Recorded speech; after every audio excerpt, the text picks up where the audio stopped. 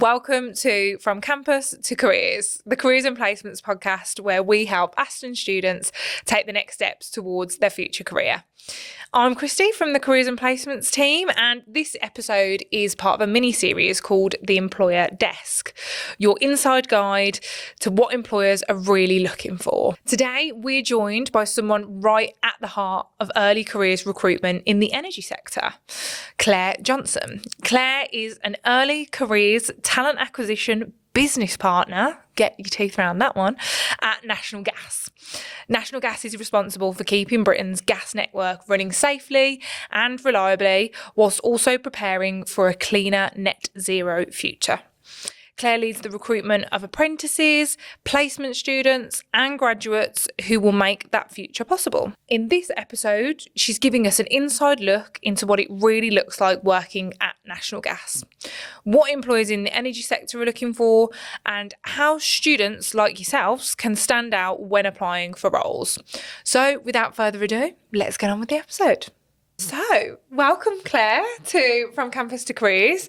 I wondered if you could, just to start with, give us a little bit of a background of you and your, I suppose, wonderful career that you've had so far in the early career space, because I know you're quite experienced in that. So I wondered if you could start with giving us a bit of a background there. Yeah, definitely. So I've worked in early careers for over a decade almost. Well, actually over a decade, yeah. So I started at a company that sort of did private tutoring for children and had the opportunity to go out and work in America with them. So recruiting people from a different country, which was a new challenge. Then moved into sort of graduate recruitment, working for Teach First, one of the biggest graduate programmes in the country. So learnt lots from working there. And from there moved to work at Accenture, so hiring lots of technology talent. So not only hiring people interested in technology, but using technology to hire them as well. And across each of those experiences, picking up different things along the way that I now use in my role, leading attraction at National Gas, which is what brought me here. Amazing. No, it's great. Yeah, we'll definitely come on to that background. So, tell us a little bit more about your role at National Gas and what that looks like, what's involved in that. Yeah, so I lead all things candidate attraction. So that's anything from working in the universities like yourself, colleges, looking at our employer brand, the adverts we put out there, how we attract people into the business, and then importantly, how we go about hiring them. So bringing them through that recruitment process, designing it so it's really fair, and making sure that National Gas has the best talent, because the way that we see it is who we hire now as a young person, they are going to be the future leaders. So it's really important that we get that right. So that all falls under my remit, and I work really closely with my team to do that. Lovely. And I mean, you've kind of given a little bit of an allusion there to getting the right people into National Gas. That's really important at this early stage. So how would you describe what National Gas does to someone who is not familiar with it? We might kind of know the name or see in adverts and things, but what is it that National Gas does? Really good question, because to be honest, before I joined National Gas, I had no idea, actually quite how critical we are. So the first thing to know is National Gas operate what we call critical national infrastructure. So it's something that is critical to the UK, to the lights being on. If we didn't do the job that we did well, we'd quite quickly be in a blackout, in an energy supply situation. So the best way to probably think about it is National Gas look after the transmission of gas around the country. The country is built on gas networks. All of our homes have gas pipes going into them, businesses, hospitals. So if you think about it as like the motorways or the highways of the UK, so we maintain, repair and upgrade them. So rather than selling gas, we are the people that move it around the country, out of the country, so we're connected with the Netherlands, Belgium, but we have to make sure that we do that in a way that's really safe. So that's what we do. But to do that, it takes so many different people. It's not just, people in high-vis looking after the actual pipes itself. You need people from a commercial background, people that can liaise with government, people that can work in HR. It takes a real big village to sort of manage the network. And we're on this journey, as you mentioned, to sort of net zero, green power. So lots of the work we're doing is very much through that lens of we're built on using natural gas at the moment, but how do we do that moving towards a green energy future? It is interesting that you mention around all the different teams, because we often think with big companies, national gas, you're thinking hivers, like you say, boots on the ground. Or engineers, yeah. You don't necessarily think, there's HR, there's marketing, there's a commercial team that's got to look after it. So it is interesting to think that all those little cogs, and they're all interconnected. That's it. Like you couldn't have one without the other. Exactly. But they all have to work well together to deliver a really good service. No, fab. And I suppose a final question around your background. What inspired you to start with to get into kind of early careers, and what is it that you enjoy most about it? Well, I love my job, and I think that really helps. And I think that's because across time you find out what your strengths are and what you enjoy. When you find a job that means you use those every single day, you landed on your feet, you're quite lucky. Yeah. But I think I felt quite underserved, I guess, when as a young person with careers advice or lack of careers advice, and sort of fell into that category of I only knew what jobs were out there based on people that were around me. So teaching was my number one career choice for a long time, because that was one of the only jobs I knew was out there, because I knew lots of people that were teachers. So I did geography at university because I wanted to be a geography teacher, but I realised that actually I just love going on holiday. That's a good part of the geography. That's it. So definitely some learning in there. so that's how I keep geography in my life now. And I just had no idea there were all these other jobs. And I think particularly it's really relevant now. Like, we don't know what the future jobs are going to be. Like, it's something like 50% of future jobs don't exist yet. So how can you aspire to a job that doesn't exist yet? So I really had this feeling of like, I've got these skills and qualities, but I now know I don't want to be a teacher. I don't really know where to go, and could have really done with some guidance there. But I do have a really clear memory when I was a teenager, and you had your one careers chat ever at the school, and they said, what do you want to be when you're older? And I was like, a Blue Peter presenter. I don't know if you're old enough to know really. Blue Peter. Get the Blue Peter badge. I never got a Blue Peter badge. But I really wanted to be a Blue Peter presenter. And I can remember that aspiration. I know, like my drama project was doing like a little Blue Peter, this is how you make this thing. But anyway, so I went to my careers advisor at school, and she was just like, with an accent like yours, get a different idea of a career. And I was just really like, oh, okay, cool. That's just parked. Put and that to bed. And that is something that I only quite recently realised I still held with me. And so something that I educate all of our hiring managers on is accent bias, and how that can influence graduates in interviews, for example, can say something brilliantly, but dependent on the accent that's delivered with can really influence the scores that people get, as an example. So I think all those different experiences just sort of naturally guided me into early careers, and then being committed to make sure that young people are set up for success and they are given great opportunities. So that's sort of my guiding stuff. No, definitely. It's your own experiences have kind of moulded you to want to be perhaps a person that you didn't have when you were in that early career space. Exactly. So I think that's a fabulous reason to get into early careers. We all need Clare in our life, by the looks of it. So at National Gas, what kind of early careers opportunities can students or graduates expect to be looking for?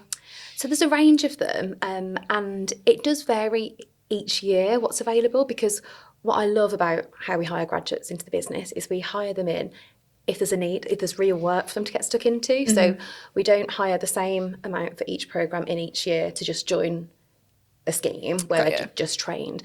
We're hiring graduates in to a part of the business that's like, we'd really value a graduate to hit the ground running with us.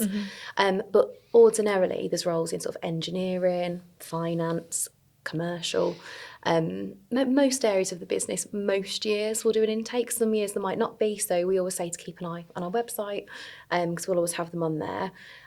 We hire for degree apprenticeships and a range of apprenticeships for younger people, but more so for those at university. We've had placement year students that have then gone on to secure a full-time role with us afterwards, which I think is a brilliant way to get into a business.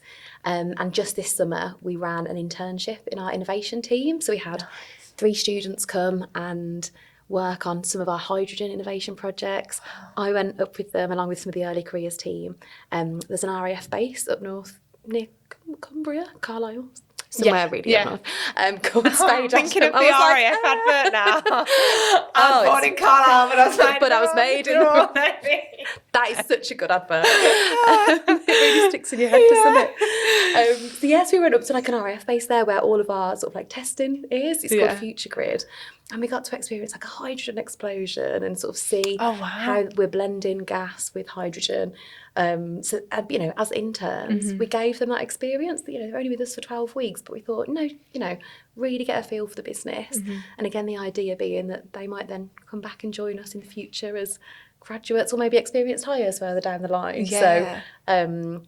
So yeah, there's a range of opportunity, but it very much depends on the real needs of the business. But we're always open for applications in the typical graduate window. But we work really closely with you guys. So whenever we have an opportunity, we make sure it's on your pages. It'll be on Aston Futures. Students will know about it, definitely.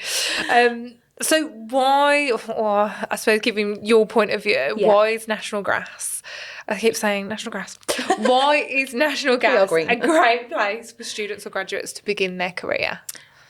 I think there's a number of reasons. I'm quite biased, but I think number one, the people that work at National Gas really care. So not only are they capable, so when people join, they learn technical skills, they're upskilled really quickly. We really invest in people's training, you know, regardless of profession, we'll make sure they professionally develop. But people actually care, so they're given that sort of like nurturing environment to grow as a young person, so acknowledging they're not the finished product yet, which I'm sure we'll talk about later, but we hire for potential, knowing that in mind. I think the opportunities are brilliant. So as a graduate, to use that as an example, they do 3 6-month placements. So you get exposure to different areas of the business, start to get a feel for, actually, this is something I'm really passionate about. And, you know, build their internal networks that way as well. And that, there are always fun visits to do, always an opportunity to get out on site if you're not on site, like say, don some high vis and get out there and meet the really important people on the ground, looking after the network. And I think we've built, particularly for this cohort that have just joined us, they were my first cohort to have recruited at National Gas since I joined them. You just see that their relationships blossoming and developing with each other. We bring them to residential off-sites where they do soft skill leadership trainings. We play games with them, get them doing some self-reflection.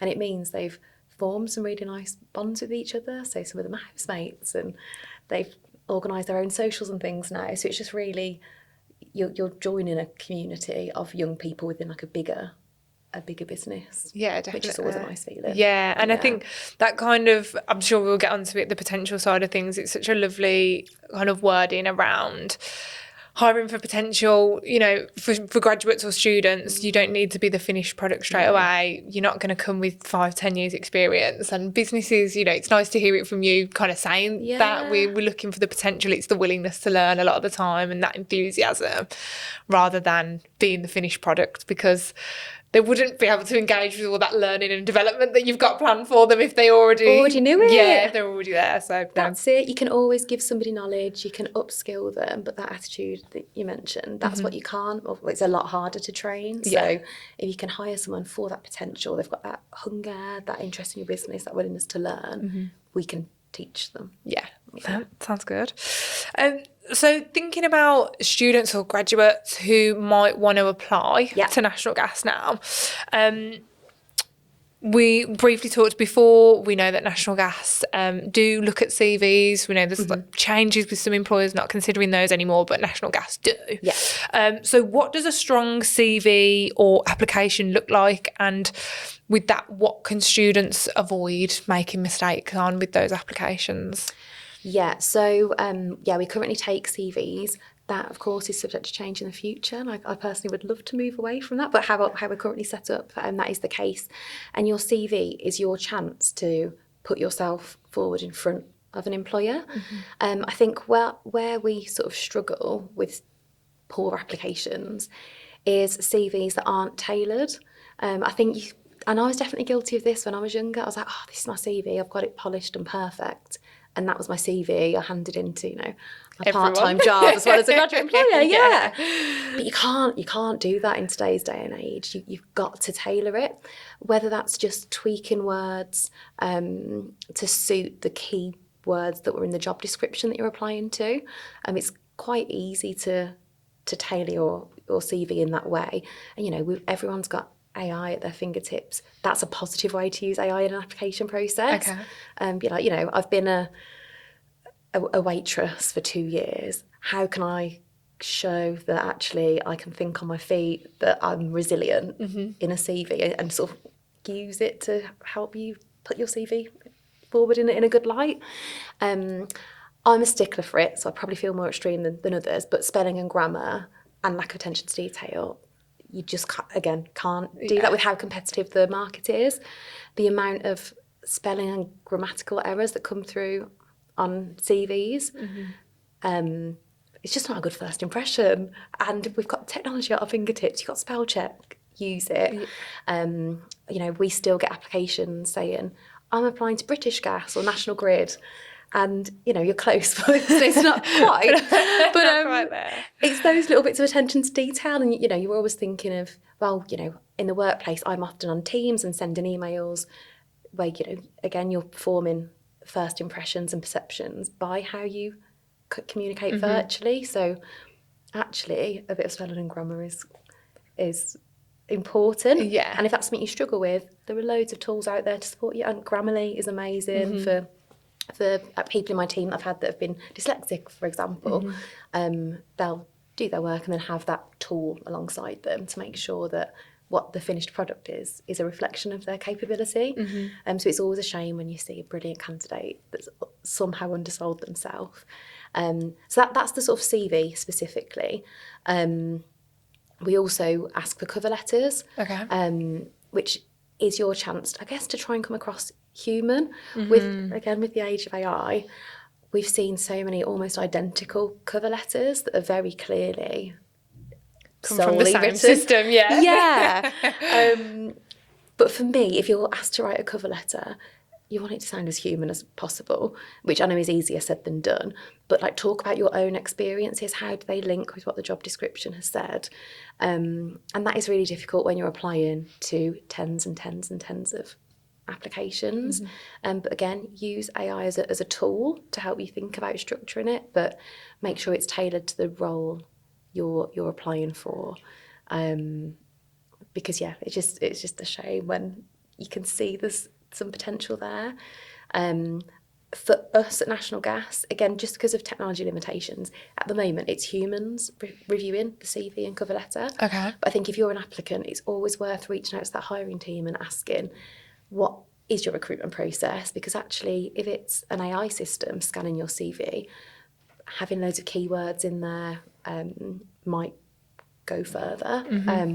So always just check in how your CV is going to be reviewed as well is probably a good thing. Yeah, definitely. I think you bring up some interesting points around AI, and it's a really hot topic at the moment as well. So I think what I'm taking from what you're saying as well is around authenticity. And absolutely.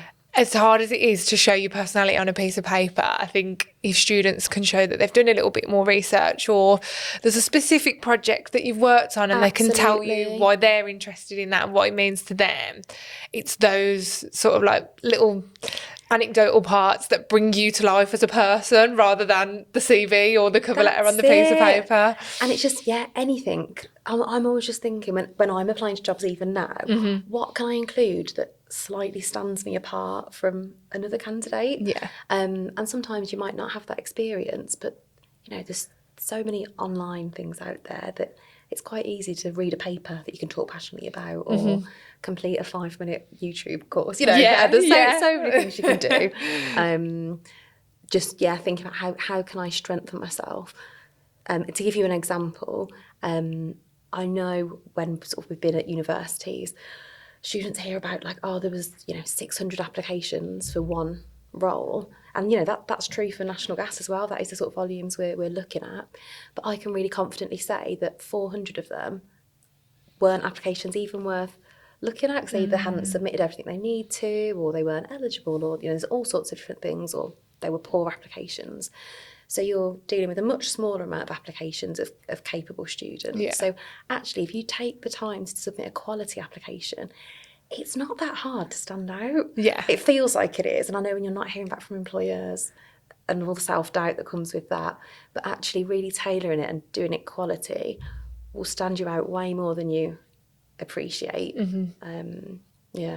Yeah, the headlines around application numbers can make it intimidating and feel like it's really difficult. But like you say, if your application is in a pool of 600 and only 200 of those are actually starting to stand out a little bit, you've got to try and focus on that rather than the bigger picture. That's it. You should basically just ignore everybody else and just focus on how can I, a bit like when you think about your own progress, don't compare your progress to others, compare your progress to your own journey. Definitely. So like, look at your own application and be like, how well matched am I to, have I matched myself as perfectly as possible to this role that I'm applying for? And employers are really explicit with what they want. They say, this is the culture, this is the kind of person you need to be, these are the experience you have.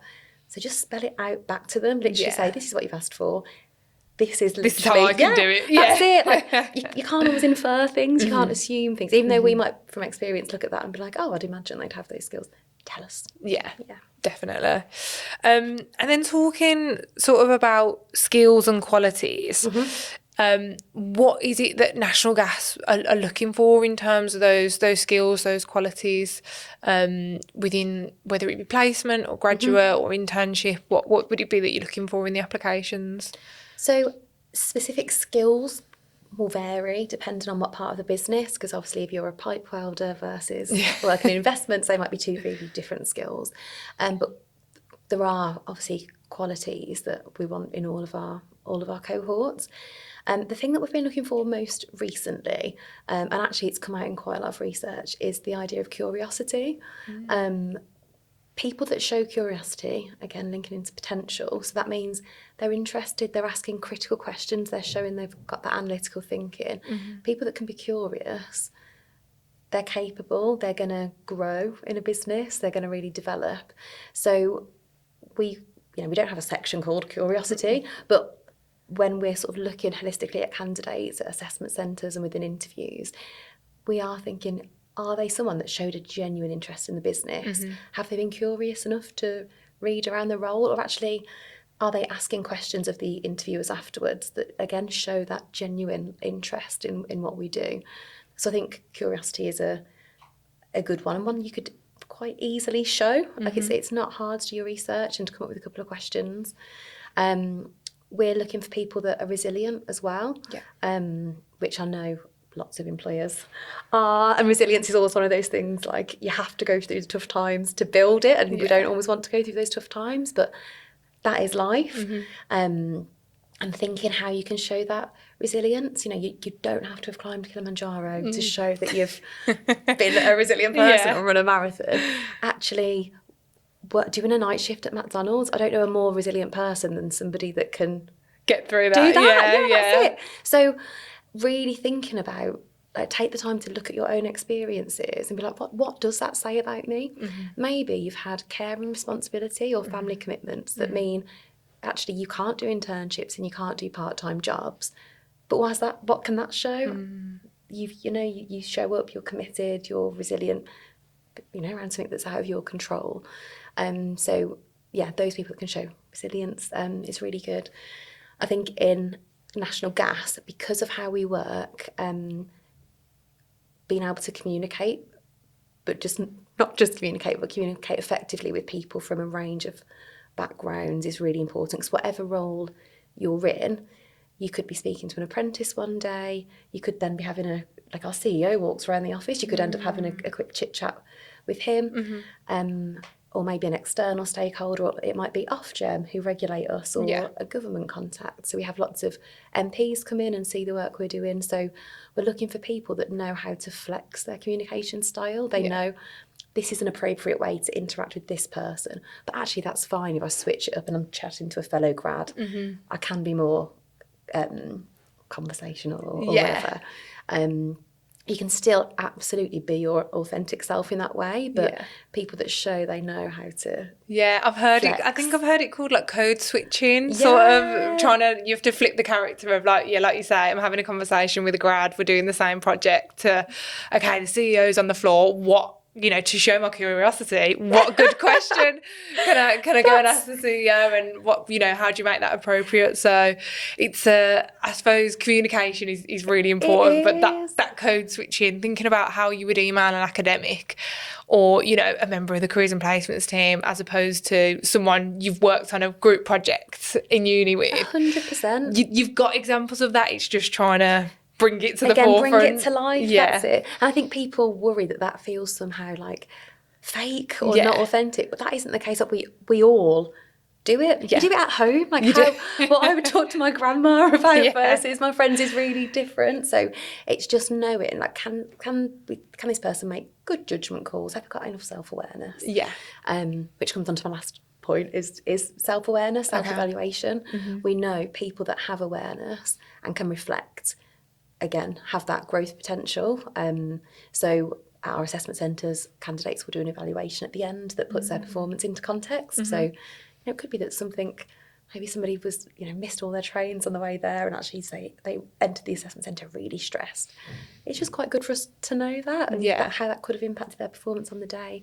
Or maybe somebody, didn't speak up in a group task, and we can see in their evaluation, they felt bombarded by the one person that was holding the floor for the whole time. So us being able to see that somebody is self-aware or can evaluate themselves is something that we sort of really value as a quality. Yeah, it's really interesting starting to talk about assessment centres there. I think we'll get to that. But it's an interesting topic. But no, definitely some good skills and qualities there. So I think to recap over those, we finished with self-awareness. We definitely had communication in there. Yeah. There was curiosity. And then flexing your communication style. Yeah, perfect. Recruitment process. So students smash the CV, the cover letter, they've got through the assessment centre and interview stage. What does that part of the recruitment process look like then once a student's got to that stage? Yeah, so once they pass the initial online application, it does vary per programme. So if you're going for a finance programme, we'll get you to do a numerical kind of test. Okay. That could change depending on different programmes you're applying to. But one thing that all candidates do before they get to a final stage is they do an online video interview, which I know fills everybody with dread. They're like, I don't want to do another video interview. But for us, it's a really great way to give somebody the opportunity to bring their CV and their application to life. But myself and Nadine, who I work really closely with, we were really conscious we didn't want it to just feel like a really impersonal, you're in a big pool of candidates submitting this one-way interview. So when somebody applies to us, they'll get a video from myself and Nadine saying, this is our version back to you. Yeah, we're the early careers team. We're going to be a human watching your video, so you don't need to worry about slipping all technical lingo, hoping that, again, AI picks it up. But it's going to be us watching it. You've only made it to this stage because we're really excited to hear more about you. It's just a 5-minute interview. Candidates can re-record it. They can watch it back. They can get the questions, make notes, whatever makes that person feel most comfortable. But the idea is we're seeing the person alongside the application. Yeah. What that does is that allows us to sort of present a really varied portfolio to our hiring managers of people that show that sort of interest and passion in their role. So they'll do a video interview, and then normally a final stage is an assessment centre if you're a graduate. So that will either be at our head office in Warwick, or now that as a company we're going a bit more regional, this year we're going to have some assessment centres in Nottingham and Peterborough as well, because that's where the team's going to be based. And where you'll do sort of very typical assessment centre activities at those. I don't know if you want me to go into detail of them. If you wanted to, students always want to kind of have an insider look. So what if they were to turn up on an assessment centre day? Are they there from 9 to 5? Are they there from just the morning, just the afternoon? What would they expect to get involved with in that day? So again, it will vary depending on what they're applying to. Sometimes they're half-day assessment centres, sometimes they're full day. But it will always start with some breakfast, because so important to be said. And a bit of like a presentation to start the day. Just before your assessment centre, so the week before, we'll always run a webinar to prepare students for what to expect, just so that there's no surprises on the day, which I think is always a nice thing really to attend. nice. But yeah, the assessment centre itself, candidates would turn up. There's 3 main things we look at. So your interview, a group task, and then a presentation task of some description. So our interviews are strengths-based questions. So when I joined, it was competency-based questions, and we found that that relied on people having previous experience that they might not have. And again, we're looking for potential. We want to make sure we're giving everyone the chance to shine. And we also wanted to make sure that it felt really conversational when people were speaking to our interviewers. So we know when you look for someone's natural strengths, they really shine. And I know competency questions are really common across employers, but I did find that some people coming in thinking of the STAR method, and you could see them being like, S, so the situation was this, T, and it just removes the worry of trying to fit this structure, and they actually just talk about their experiences. So rather than tell me about a time you led a project, it'd be, how would you feel if you were asked to lead a project? What steps would you take? So it's just a different way of asking the same skills that you're looking for, but in a slightly different way. So anyway, I digress, but that's the interview. Group task would be always based around something National Gas related. We try and set it in the context, so you won't have no desert island. Desert island. I've done the desert island one. Or, like spaghetti and marshmallows. It's not one of them. It's a bit boring. It's all about gas. Good that it's actually based on the work that they might end up doing. Exactly.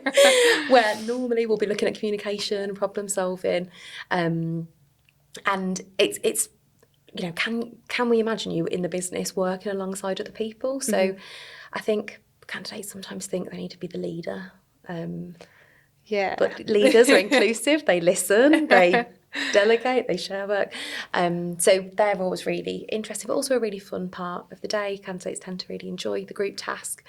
And then the presentation, they'll either pre-prepare something if we ask them to, or they'll be given a pack on the day, again, dependent on the scheme, where they'll then sort of have to review that information and present it to somebody, sort of one-on-one or 2-to-1, more for us just to think about how do they consider a problem, what steps do they take to go through it, and actually can they concisely share information? Because I think that's a skill in itself. Which again is why we'd like to give a bit of insight, like this is what the presentation is and what to expect, so you can prepare. Yeah, nice. No, it's really, really good insight into what students can expect.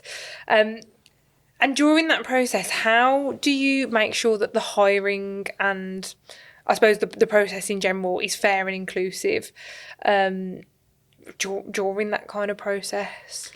So there's a number of ways we do it, and we do it right from the start of the hiring process. So making sure we partner with businesses and companies that ensure we have a diverse group of people that even know about the opportunity in the first place.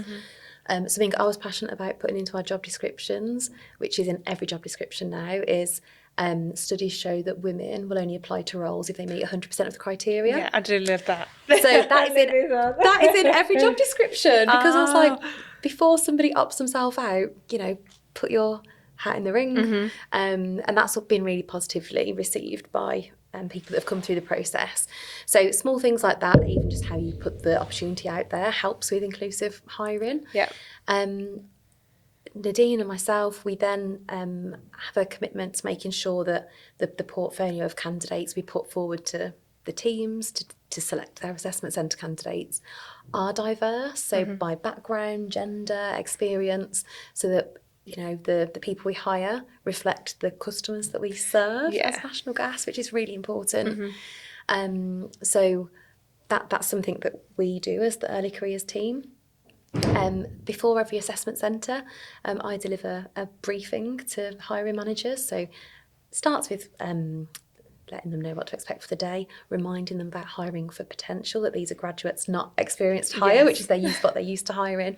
But then we also do like an in-person training that morning, so it's fresh at the top of their minds about biases, inclusion. So we talk about accent bias, my little favourite nugget to include. It made me laugh when you said that, because my accent is definitely very Birmingham. And there's nothing wrong with that. So I love that you included that. But yeah, sorry, you were talking about accent bias. Actually, a funny one. When I lived in Texas, they did a lot of market research about what accents would land well with an American audience, and the Birmingham accent came out as the friendliest. Well, you heard that first. Heard that first, Birmingham accent. If you want to go work in Texas, they'll love it. We're a friendly accent. Apparently, it sounds like we sing when we speak. Oh, but, yeah. I'm going to go with that. I've kept that one, the one good thing. So we do a refresher on things like accent bias, how to score. So rather than listening to an answer and then making a decision on the candidate, actually observing, capturing what you've seen, recording it, and then giving a score at the end. Just little tips and trainings to make sure that they're aware of how to recruit graduates, how to check their own biases as well. Yeah. We all have bias, but the important thing is knowing that that's there and actively mitigating it. I did, an example of one of my own biases, I did Camp America for a few years. And I definitely know when I see that on a CV, I'm like, oh, you've had the same experience as me. Yeah. That's so biased. Yeah. But obviously I know what experiences that brings, but I have to always check myself. So don't all be putting on your CVs if you've gone to Camp America. No, that's a really, really good one. Yeah. And I suppose it's not something that students and grads might not be aware of, that is something that employers make conscious efforts to really think about unconscious bias and that fairness in the recruitment process. So try not to let that be something that puts you off applying, having that assumption that an employer might not consider you because you're from this background or you have this, specific feature, etc. Absolutely. That it's more kind of employers are doing work in the background to make sure that doesn't even come to the forefront of anyone's mind. It's more about the skills and the qualities that you can bring and the potential you can bring to the role than anything else, basically. Absolutely. And I think a really good tip is, if you are somebody where you are maybe worried about that in a recruitment process, look at the business itself. What does it do for its current employees? So is it that they have an inclusive hiring process, but then when you join the business, there's no networks, there's no programs to support marginalised groups. So if you look at what the business is doing currently for its current employers, that should give you an indication. And when you're doing in that research phase, when you're applying for jobs, employers like to shout about the great things that they do. So that's always a good way to sense check yourself as well. So at National Gas, we have a number of programs that support people once they join the business from diverse backgrounds. So. No, that's really great. And then in those assessment centres, I think we kind of started to speak about it with the application and how you can stand out there. With kind of students preparing for an interview or an assessment centre at National Gas, what kind of advice would you give to them to stand out at that stage or prepare for that sort of stage? Yeah, so I think join the webinars that we run. We're really open as a recruitment team. If you have any questions, get in touch with us. That's a really good first step, because we will tell you what we're looking for. And we're not the only company that does that. A number of graduate employers will offer that support. Sometimes there's a worry about taking up that support, whether it makes you look like, oh, I needed help, other people didn't. It's not about that. It's about putting your best foot forward on the day. Doing your research helps. You're rarely tested on the specifics, particularly at National Gas. Someone's not going to say, when were we founded and how many kilometres of pipes do we have? Yeah.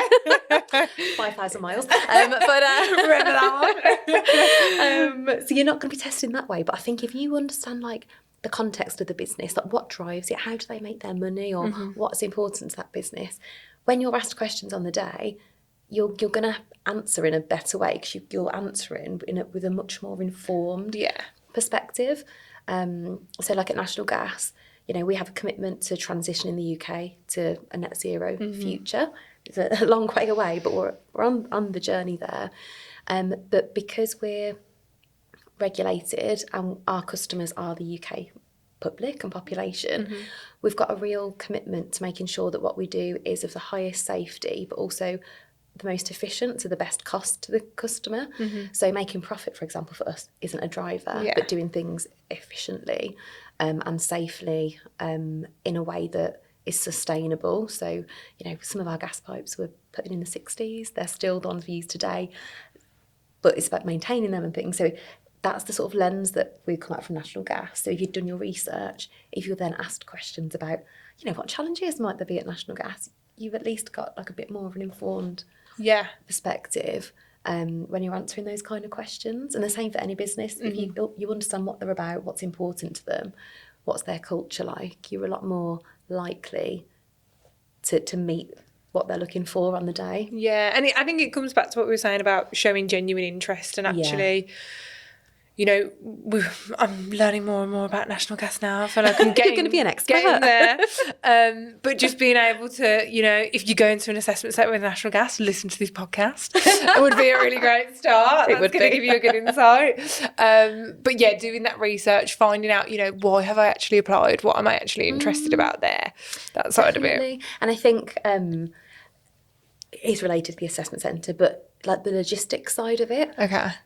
Make sure you give yourself plenty of time to arrive. There's nothing worse than rushing and then feeling stressed before you even started. What is a stressful experience? Yeah. So, and I think if your employer offers reimbursement for travel and things, ask the question, because you don't want that to be a barrier. I remember as a student, I didn't have a lot of spare cash to be paying to go to lots of assessment centres. So that's something we offer.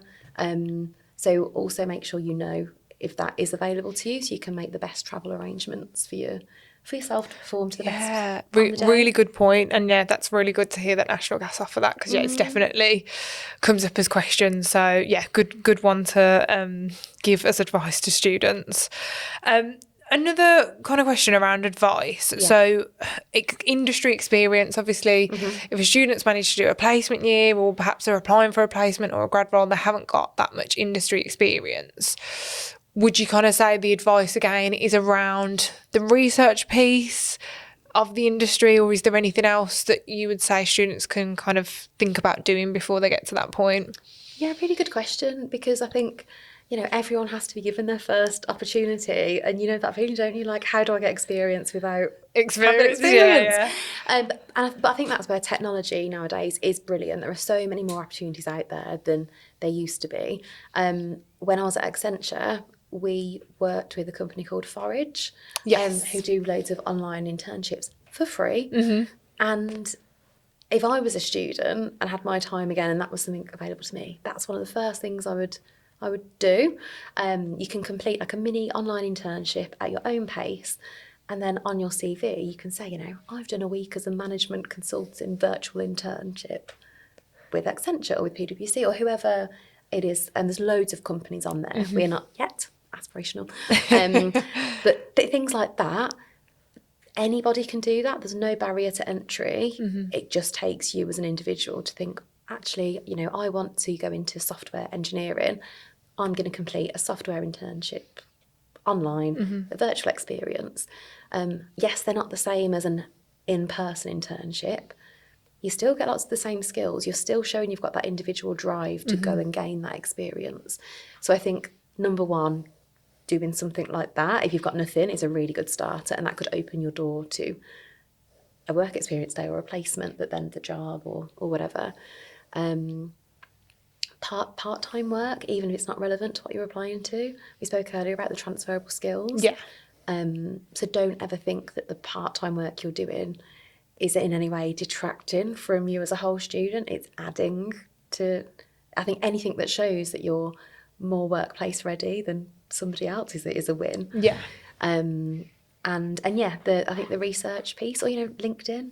LinkedIn has so many different courses and things you can complete. I'd definitely say, if you're somebody looking to get experience, so say you want to go into sustainability, get on LinkedIn if you're not already, and then follow loads of people that are big in that space, follow companies, follow hashtags to do with sustainability, training programs, and that network that you're then in, you're going to see opportunities pop up that you then can apply to. So even having the opportunities in front of you in the first place increases your chances of getting something. Yeah, definitely. I think LinkedIn's a really interesting one, and that use of it, you don't hear too often, I suppose. It is kind of a social media platform essentially, isn't it? But in that Yeah. professional space, but using it to your advantage to find those that are in a career pathway or on a career journey that you're aspiring to, and, you know, seeing what they're getting involved with can start to trigger, you know, thoughts of job titles and things that, like we said, you might not have heard of yet. And Absolutely. then you know that that's something that you want to aspire to. So, yeah. Yeah. And I think it's Really good point. really undervalued, like building your network. Like I rely on mine without realising loads. Like you surround yourself by good people or people that are similar to you or have similar interests and aspirations. Just by osmosis, you tend to like come across things. And it's something I still do as an experienced professional now. So again, when I was at Accenture, I led the sustainability work that we did within recruitment, which meant that I connected with a lot more sustainability people than maybe I would have done previously. And through that, I saw somebody had literally reposted an opportunity saying, Santander are sponsoring however many places at this sustainability leadership course with Cambridge University. It's free if you get on. And I thought, that's a bit of me, why not? And then now I've got that course under my belt. I've got the stamp on LinkedIn that I've completed it because of my network. And it works exactly the same if you're a student. You know, connect with employers, they're always posting opportunities as well. Yeah, definitely don't underestimate the power value of of that. network. Yeah, for sure. So finally, we've covered loads on here about national gas and, you know, expectations, what can students, you know, expect to get involved with there. What key piece of advice would you give to a student hoping to start a career, whether it be with national gas or in the energy sector? I think the interesting thing with the energy sector, and lots of what attracts people, certainly from my experience, is that we're on this journey to net zero. We have lots of people really interested in green energy, the work we do with hydrogen, and it would be the same within other energy companies as well. It would be doing your research around it, but knowing that the way that the UK is currently built, the reality is you're going to be working for a company that transports millions of gallons of gas around the UK. If we work in gallons, check that. So I think people sometimes think, you know, sustainability, it's, you know, green company, green journey. That isn't what National Gas is. We are a company that at the moment, we're doing loads of innovation about how do we get the current infrastructure of the UK to start supplying hydrogen blends, things that work us towards net zero. But, you know, if you're an engineer joining us, the reality is lots of the work you're doing is going to be around natural gas. Yeah. Because that is how the country is set up. It's impossible for us, even within the next 10 to 20 years, to suddenly switch to green. Like, we won't be able to put our heating on, boil the kettle. You know, our CEO, he always say, you know, on the days that the wind doesn't blow and the sun doesn't shine, you still need those resources. So I think sometimes we attract people that are so passionate about the environment, which I love. You have to check, are we the right company for you to apply to? Is there a different aspect of sustainability, for example, that appeals to you more? So from a national gas perspective, I think that's a really important thing, that you are joining a gas business. Yes, we don't sell gas in the way that other companies do, but the sort of the green transition, as we call it, loads of the work we're doing is on that, but it's a real, like, decades in the future. I'll probably be retired when we get there. It's just always thinking about, you know, all of that time to come with all of that transition. It just again makes you think, oh my God, all of those job titles that we don't know are even going to exist yet are going to be part of that probably as well. Yeah, and that doesn't mean as a business we're not committed to, like, it's the core part of our business plan. And we've actually just last week had our new 5-year business plan approved from Ofgem, which means we've got billions of pounds over the next 5 years. Lots of that shoehorned for all of our work with hydrogen blends and carbon capture and storage, which is obviously all net zero. So yeah, anyone applying to us, just doing their research, thinking what are your motivating drivers, and just being really aware of that balance between the reality of the UK system at the moment versus where we're all really motivated to get to. Yeah, making sure that you're in alignment exactly. with what National Gas is working towards. No, that's really, really fab advice. I mean, are there any final notes that you wanted to share with students and graduates on, I suppose, motivations to keep them going during this kind of tough time? It can be quite difficult with applications and assessment centres and interviews. Are there any kind of final thoughts you wanted to share on that? Just, I hear you, like it is difficult, and there's nothing more soul destroying than sending out loads of applications and feeling like you're in limbo, or maybe not hearing back, or slightly making it through a process but then not knowing why you didn't get progressed. Like, sadly, it's a reflection of the volumes of that. It's almost like a self-fulfilling process. People send more applications, which mean applicants send more applications to companies, which means that companies have more applications to review, which means they can give less personalised experiences. Like, that's the reality. And I think, number one, you have to accept, at the moment, for many companies, that's how things are. Yeah. What you have to do is think, well, what can I do to maybe get the edge or stand out or connect with a company? As businesses, we pay loads of money to have LinkedIn licenses, to go to careers fairs, to work with universities. We wouldn't pay that money if it wasn't worth it for the value of meeting people in person or having conversations or being able to see what a student's been up to on LinkedIn. So although it takes time, like, put yourself out there, because it might just be one chat with a recruiter that you have at a career stand where they're like, I remember meeting that person, and that stands you out from the 600 other applications that are just virtual. Definitely. Don't be afraid to connect with hiring managers. There is only so much you can do, and accept that there will be knockbacks. But what I've always said to people when they're applying is, even if it's a no, you just have to understand it's a not now for this specific opportunity at this time. It's rarely a reflection on you as a person. Yeah. Which doesn't mean it's any easier to take. Yeah. But just keep going. It's often the most unexpected thing that then just suddenly does pull through. But yeah, just keep going. I know it's really hard. No, it's good to hear that acknowledgement, and I suppose from industry yourselves, you're part of that.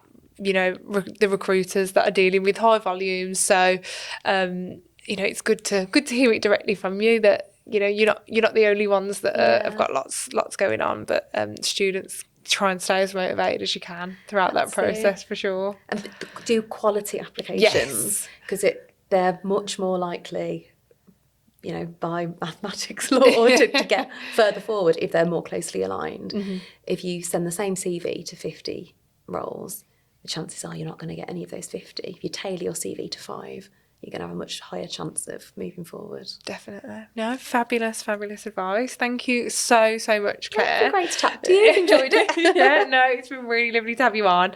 And there's definitely some really, really great gems of advice in there. So if a student is considering applying to National Gas, connect with us on LinkedIn. Yeah, super friendly, definitely. Always posting stuff. So thank you. You're welcome. So that's all for today. Thanks for tuning in to another episode of From Campus to Careers. This one being specifically around National Gas as part of our Employer Desk mini-series. If you've enjoyed this episode, don't forget to follow us on YouTube, Spotify or Apple Podcasts, and do share it with a friend. And don't forget, you can book an appointment with our Careers and Placements team for one-to-one support at any time through Aston Futures. Thanks. Bye for now.